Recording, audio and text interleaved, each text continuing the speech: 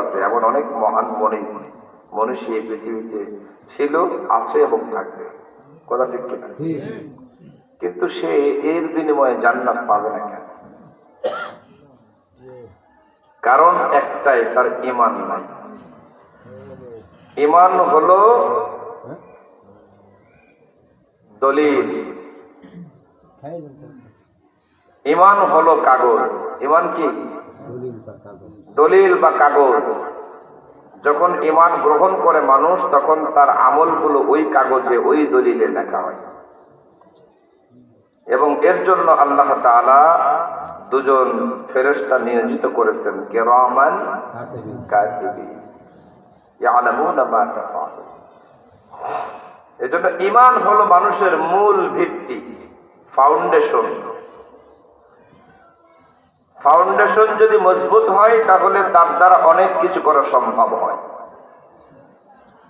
এখন এই ঈমানকে গ্রহণ করতে হলে আপনাকে অবশ্যই, বিশেষ করে উম্মতে মুহাম্মাদের ক্ষেত্রে বলছি আমি, আল্লাহর কোরআনের প্রতি বিশ্বাস আপনার থাকতে হবে। যদি না থাকে, তাহলে আপনার ঈমান থাকবে না, ঈমান নাই বলে গণ্য হবে। এখন এটা কি শুধু তাহলে ঈমানের জন্য কোরআন দিয়েছে আল্লাহ? না, এই কোরআনের গুরুত্ব এত বেশি, এত বেশি,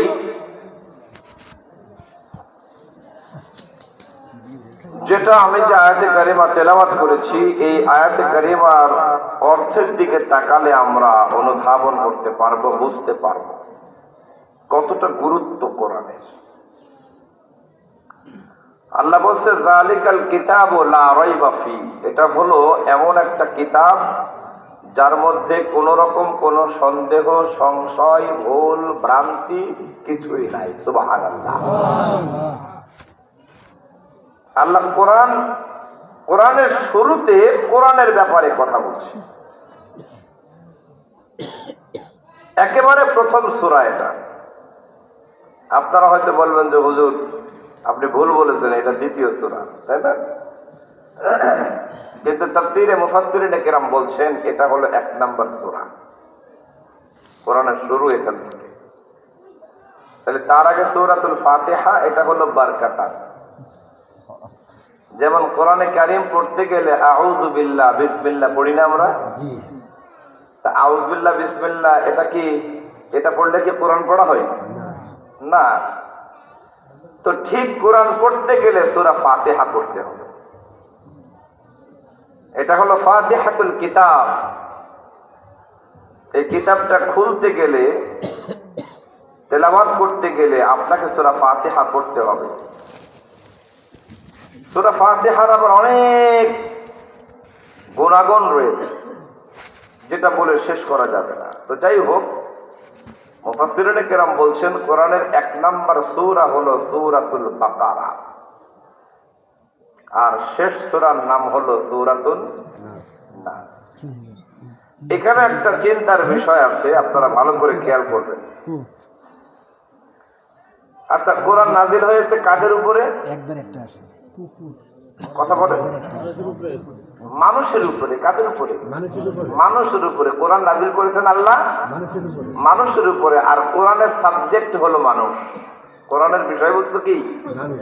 মানুষ। আল্লাহ মানুষের জন্যই কোরআন নাজিল করেছে। তাইলে যদি মানুষের জন্যই কোরআন নাজিল হয়, তাহলে প্রথমে দেওয়া দরকার ছিল সূরা নাস। কথা বুঝেননি?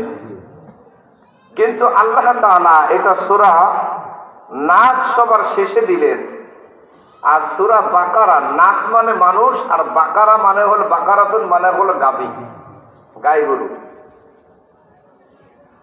এখানে একটা গাই গরুর ব্যাপারে বিরাট একটা কাহিনী আছে সূরার মধ্যে, এই জন্য নামকরণ এটা করা হয়েছে।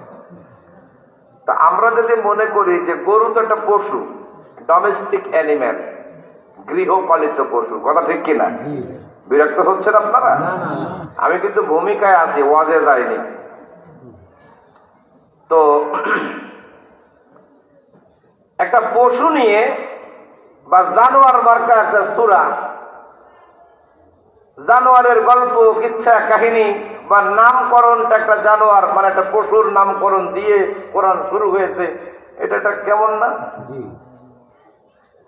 গরুর কোনো বোধ বুদ্ধি আছে? কথা কয় না। বোধ বুদ্ধি থাকলে আপনি তার 24 ঘন্টা কোনোদিন গলায় দড়ি দিয়ে রাখতে পারতেন? আপনার ছেলেরে পারেন আপনি? কথা কয় না। তাহলে এই সূরাটা কেন আনা হলো এখানে? মুফাসসিরিনে কেরাম বলেন, ফকিহগণ বলেন, কোরআনবিহীন মানুষ জানোয়ারের সমতুল্য। কোরআনবিহীন মানুষ জানোয়ারের সমতুল্য। মনুষ্যত্বহীন মানুষ তারা। জানোয়ার যেমন কোনো বোধ বুদ্ধি নাই, ওর যা মন চাই ও তাই করে, যা খুশি তাই করে, তাদের ভিতরে কোরআন থাকে না। তারাও এই দুনিয়াতে যা মন চাই তারা তাই করে, কোনো সভ্যতা বোঝে না, নম্রতা বোঝে না, চরিত্র কি জিনিস তা তারা বোঝে না। যেমন মন চায় তেমন তারা করে বেড়ায়, পশুর মতো জীবন যাপন করে বেড়ায়। এই কোরআনে কারীমের সর্বপ্রথম সূরা সূরাতুল বাকারা, তারপরে একটা জানোয়ার দিয়ে আল্লাহ সূরা শুরু করেছেন, কোরআন শুরু করেছেন। এই কোরআনে কারীমের মধ্যে আরো অনেক জীব জানোয়ারের নামেও সূরা আছে না নাই? মৌমাছির নামেও সূরা আছে, জিন নামেও সূরা আছে, আছে না নাই? মুফাসসিরিনে কেরাম বলেন, শুরুতে আল্লাহ রাব্বুল আলামিন গরু ছাগল মার্কা সূরা দিয়েছেন, আর শেষে দিয়েছেন মানুষের নামে সূরা। তার মানে এখানে আল্লাহ বোঝাতে চেয়েছেন, যাদের কাছে কোরআন নাই তাদের জীবনটা হলো পশু পাখিদের মতো, জানোয়ারের মতো, জীবের মতো। কিন্তু এই কোরআন যারা পড়া শুরু করে দেবে, কোরআনের হুকুম যারা মানবে, কোরআনের জিষ্ট যারা পাবে, কোরআন আসার পরে মানুষের জীবনের পট পরিবর্তন হয়ে যাবে, এমন পরিবর্তন হয়ে যাবে। কোরআনের কাছে যখন আসবে তখন সবার আগে পড়বে যালিকাল কিতাবু লা রাইবা ফীহি। তার মানে শুরুতেই কাফি সূরা থেকে শুরু করে কোরআন পড়া শুরু করে দিল। এই কোরআন একটা একটা করে আয়াত পড়বে, একটা করে সূরা পড়বে।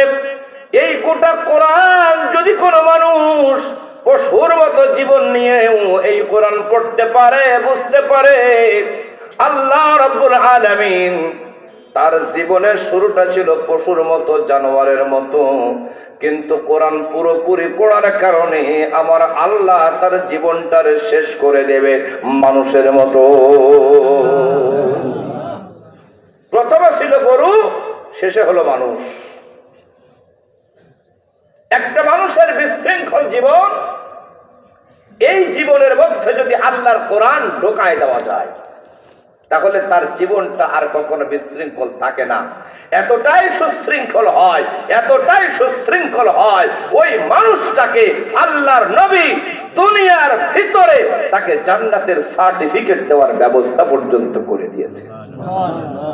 উদাহরণ দেব, হযরত ওমর রাদিয়াল্লাহু তাআলা, এর চাইতে উৎকৃষ্ট উদাহরণ আর নাই। আপনি একটা জিনিস চিন্তা করেন, এমনি খারাপ কাজ করা, শয়তানি করা এই এক জিনিস, কিন্তু নবী হত্যা করার মতো সাহস করা এ কোন জিনিস বলেন? নবীকে হত্যা করার জন্য যে ব্যক্তি আগ্রহ প্রকাশ করে ও কি সাধারণ কোন শয়তান? কথা কয় না।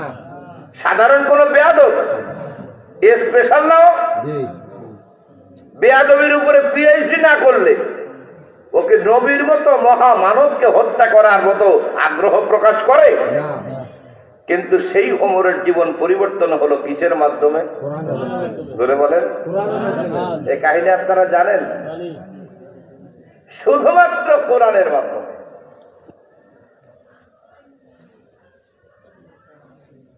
সুতরাং বলা হচ্ছে পশুর স্বভাবের মতো মানুষ